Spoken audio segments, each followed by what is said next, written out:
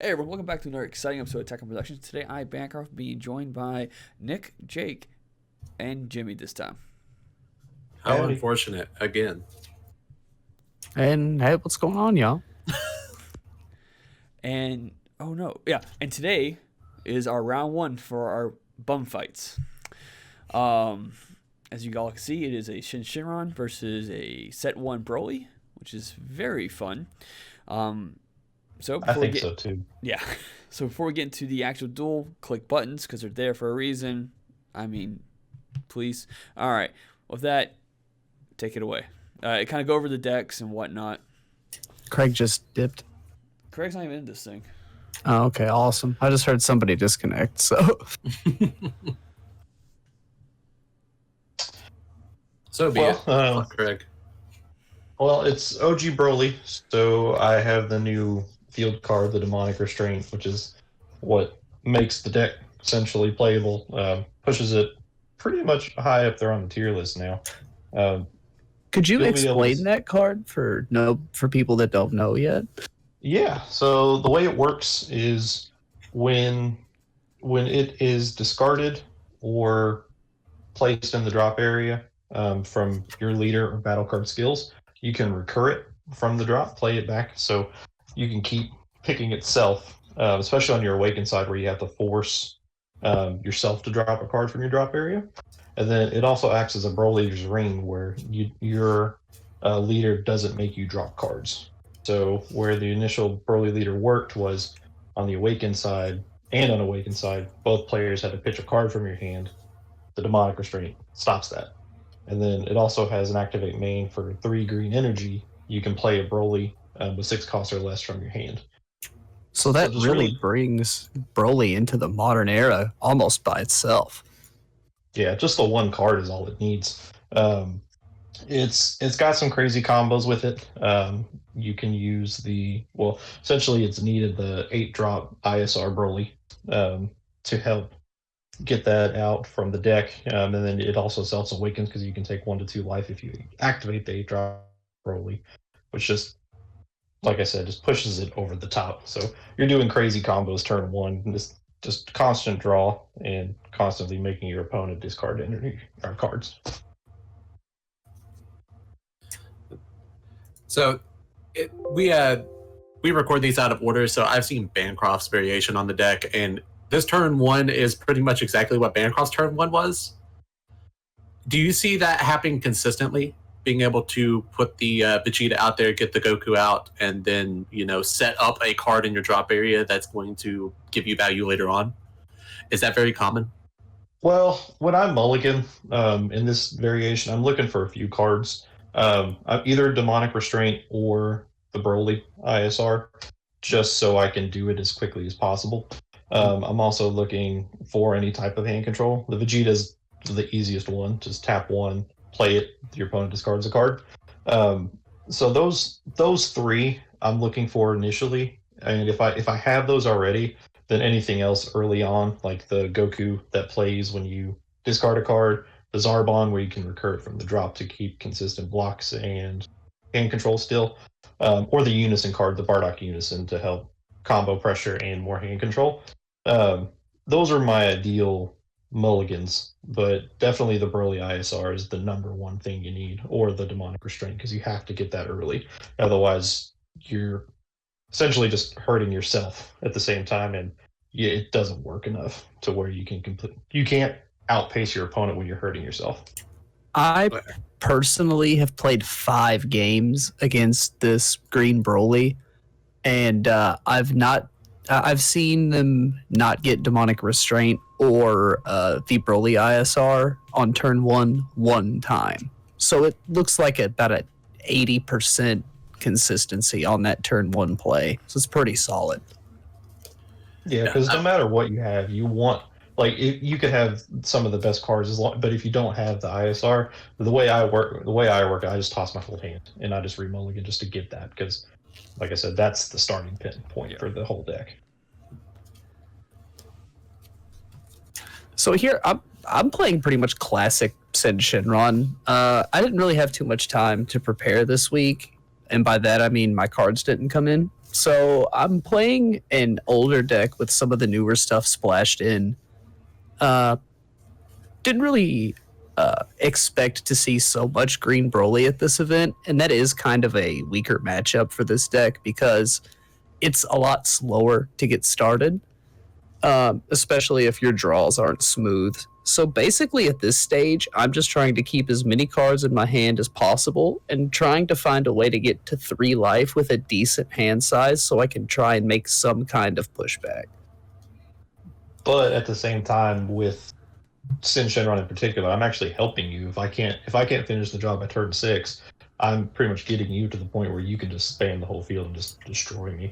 Exactly. So it's a ticking clock for you.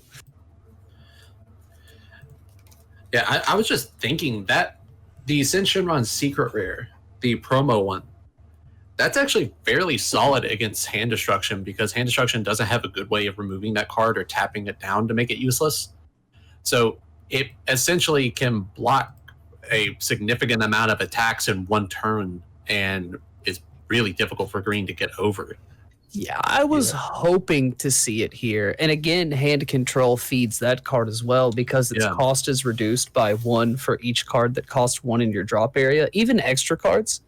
So as he's pitching, I'm unfortunately here. Look, I've charged 2 1-drops and played a 1-drop. If I was thinking more forward, perhaps I would have let him send these 1-drops to the drop area and charge different cards.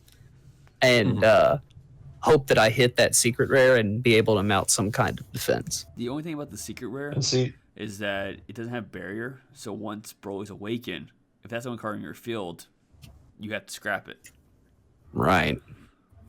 How is that card worded? It cannot be removed by your opponent's skills? Right. Yeah, so it'll stay because even though you're choosing, it's still your opponent's skill. Mm-hmm. I was just referring to this card can't be removed from value by your opponent's skill. Oh, yeah. Okay, the permanent. So you could choose that card every time, and just not pitch anything, right? Yeah, because it can't be removed. You choose the target; it's permanent. It allows it to not be removed. That's a better counter for Green Broly than we first thought. I forgot about if you just stuck a Dragon Ball and kept it on the field, because it's also not affected by your opponent's skills, right? Oh, I could have been choosing the Dragon Ball. Yeah. But I don't think I awoke this game though. So honestly, I mean that's irrelevant in this particular matchup, but that could be handy in the future. That could be huge later on. Because Bancroft and I did a mirror match in the finals, which he didn't record it, but we were having the same issue with demonic restraint because it can only recur if you're the one dropping it. And where both of us were playing the OG Broly, we were having a tough time getting a board so we don't have to worry about losing demonic restraint. Which was fun.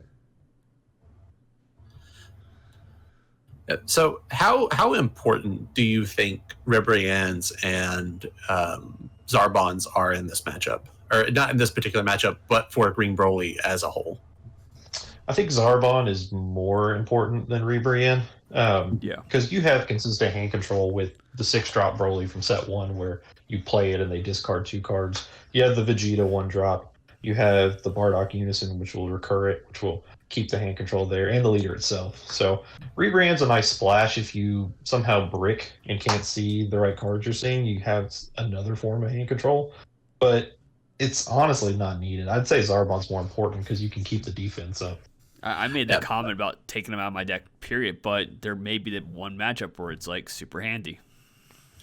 Yeah, I asked that question because I know Broly is a fan favorite character, and a lot of people are going to be very interested in building this particular deck, especially with the strength of hand control in the current format. And would this be a deck that you can build that's fairly inexpensive outside of Demonic Restraint? Because I think that's around, what is that, like still setting around $19? I know it was 15 yesterday. 15? And even 15 in this game is completely reasonable for a card like Demonic Restraint, where it's in a low print run and is a staple for a deck. Yeah, and since the Zarbon got reprinted with the participation packs, like it's gone down pretty much too. So the only real expensive card would be Demonic Restraint in this deck. And then if you wanted to splash a Seeker Rare, pretty much any Seeker Rare or any green one that would be I played. pertinent. Xeno is optimal, but Do you run Dormant Potential? yeah. Well, there's Yeah, $120. Yeah.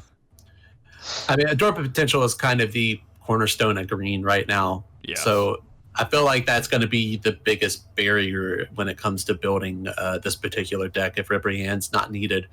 But even then, you can probably skim by with other negates, which are obviously probably going to drop the deck down a couple tiers because that's how good Dormant Potential is. But I don't know. I think it can be playable. Yeah, there's some other tech you could do. Like there's the Gohan that's a blocker that plays for free when you have a Unison on board. So you can do that one. Shocking Death Balls are always good because it helps you self-awaken because with the sparking effect, and it's just a hard negate. There's also For the Greater Good. Yeah, you have a Pretty Black Hole in your energy. Pretty Black Hole is just an insane negate.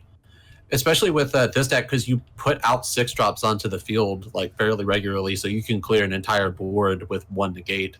Of course, you're losing your value on your Broly, but I mean, to clear a field, I would happily drop that. Yeah, and the Broly you get the maximum effect when you play it anyway. Yeah. So granted it is a 30,000 double strike, which you can already swing with it ahead of time, but getting it on the field and then swinging with it, and then if you have an open energy Pretty Black Hole, yeah, it's devastating. So I forgot that apparently my current build is probably $100 more expensive than Nick's. Why's that? I play 2 Zamasus in mine. Well, that card is just filthy. Yeah. Oh, yeah, it's getting reprinted though. It is, yeah. I'm sure we'll have a video talking about our thoughts. That's a tech choice, honestly. Like It you really don't is. need the Zamasu. Yeah. I mean, it's good because you can proc it with the Frieza Charismatic Villain counterplay, which is another staple for green. I use it for I think you played the Gohan as well. Yes. The draft box. Draft box 3? Hidden Might. Draft box 6, Hidden Might. Oh yeah. I use it for that or the Frieza, and if it's the Gohan, pay 2 energy for it if your life's 3. You swing with it, and then pay 1 energy, bring out Zamasu. You swing with that, it rips another card from their hand. I mean, I also think that the Super 17 Power Distilled might not be a bad card in this deck. Becomes a 4-drop with, I think, 10 or more non-black cards in your drop area. And then destroys your opponent's hand, but also you get to pick up extra cards from your drop area.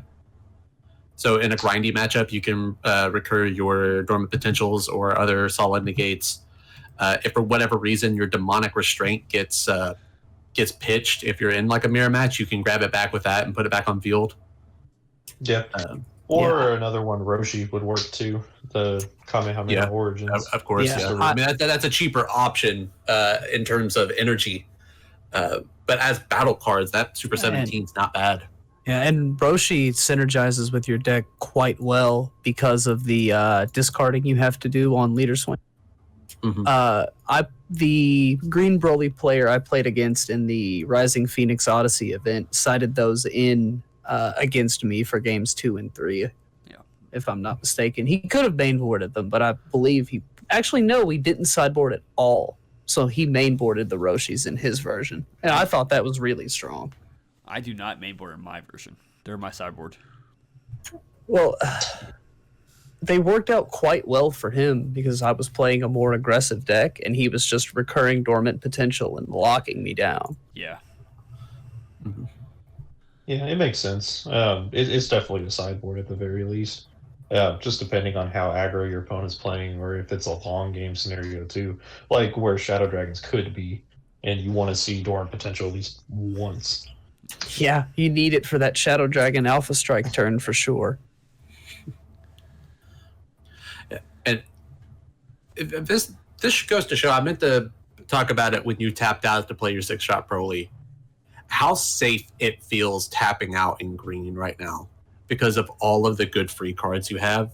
That Oh, absolutely. like, you had 2 super combos on field. Yeah, they were active, but Jake was able to tap them down and make them useless, and he did remove your unison. But still, you're setting at, what is that, 5 life? Yeah. And Shadow Dragons has difficulty ending a game at 5 life. Like, Jake would have had to Before have a 6 very... energy, for sure. Oh, yeah. Like, Jake would have had to have a very, very specific hand to be able to get you down to a kill range within that turn, which I don't think is even really possible. With the With this number of cards in my hand, Yeah. heck no. Yeah. So, it just feels so nice to be able to tap out in green right now and just know that you have no issue because you can play your game with no energy. Yeah. And again, I think that's one of the more frustrating things about green because you're denying your opponent's resources, and also your opponent goes through their head of, I need to put as much stuff on the field as I can right now because it's just going to go to the drop area otherwise. And then they pass turn being tapped out with little cards in hand that they know are going to get discarded with a field that did absolutely nothing because you put dormant potential on the field. And yeah, and that's probably, and green it's honestly it's really strong in and of itself, just with the good staple cards. It's just the price point's really high, so that's probably what's stopping it from seeing like taking over meta play. But with this deck, I mean, like it can do work. It can do pretty much everything. It can be aggressive. It can be hand control. It can do board control. It almost does it all. yeah, and that's my big argument against green right now is that it has an out to literally every situation. It doesn't matter what situation you put green in. There is a card that just says, "Nah, I think I'm good right now." Like in aggro, dormant potential fixes everything. In swarm, dormant potential fixes everything. Like, even tall decks that want to go tall, you have other solid negates that can, even clear out like a tall target with your right setup. Pretty Black Hole example of that. Like, has the best counterplays in the game. Yeah, with the correct cards, green can basically turn off your turn. Yeah. And Yeah, like especially with hand control, because if you do it right and get enough cards out of their hand, they're going to skip a whole charge phase because they're not going to want to charge something. So that's setting a person back even more. So they have to. It's even worse for them, no matter what opponent you're playing. If they can't charge every turn, generally they're going to lose. Mhm. But yeah, Oh. that covers today's video. Thank you all for tuning in. Thank you all for joining us today. Don't click those buttons because they're there for a reason. And with that being said, Nick, any last words?